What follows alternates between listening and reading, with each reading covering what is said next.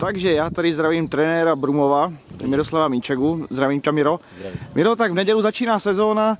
Zkus nám trošku popsat, jak probíhala příprava. Tak začali sme 5. ledna.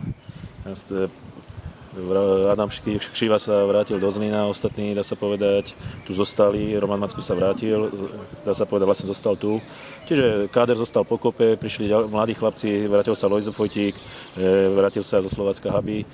Čiže mladí chlapci, talentovaní.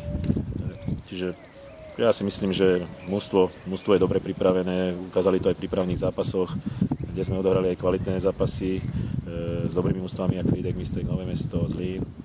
Takisto sme, dá sa povedať, odohrali aj s tými slabšími dobré zápasy. Čiže ja si myslím, že to mužstvo je dobre pripravené a že máme sa na čo tešiť.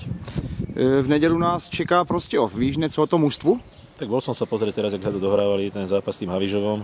Tak je to mužstvo pozliepané, dá sa povedať, s kvalitnými hráčmi, čo majú skúsenosti, ale ja myslím si, že ak budeme hrať to, čo sme, dá sa povedať, ukázali v príprave, tak majú sa na ľudia na čo tešiť. Kdo tam třeba hraje za Prostějov? Víš to nebo nevíš to? Tak, stiahli tam, dá sa povedať, z Brna Boreša brankára, z Božínka stopera, ďalej tam hrá Hunál, Zelenka, dá sa povedať, ktorý hral v Slovácku, teraz neviem, či bol v Maďarsku alebo kde, a útoku Pospíšil, ktorý si myslím s tým Burešom ma najviac, dá sa povedať, presvedčili, že ten Bureš to je istota v tej bráne a Pospíšil vidieť, že je to zakončovateľ, dal aj 2 góle.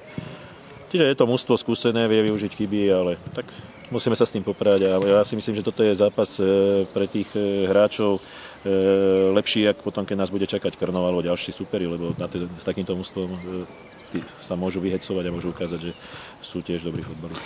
Poslední otázka, s čím budeš spokojený po skončení jarní sezóny? Po skončení jarnej sezóny? Keď tým chlapcom mladým budú ľudia tlieskať. Alebo keď naplnia tribúny, lebo hovorím, myslím si, že tí chalani si zaslúžia viac, aby chodili ľudia, lebo dá sa povedať, sú to odchovanci. Čiže aby prišli tí, či rodičia, či známi, a aby fakt ich prišli pozbudiť a tí chlapci im to vrátia. Zdravím ťa. Zdravím vás. Jak sa tešíš na jaro?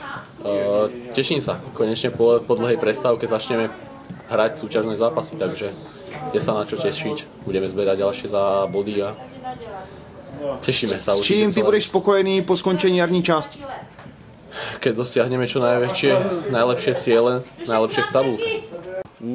Po dlhej zimnej príprave sa tešíme, dúfam, že všetci na novú sezónu. Dúfam, že ju začneme úspešne víťazstvom a potešíme aj ľudí, trénera a sami seba. A v nedělu Prostějov? Tak tých asi nepotešíme, dúfam, že vyhráme.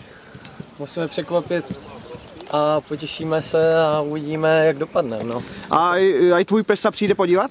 Můj pes, ten na každém zápase, takže určitě jo. Tak jo, Gaří, a co vám daří v nedělu? Dík. Tak vyhrajem, co? Uděláme a... S čím ty budeš spokojený po skončení jarní části?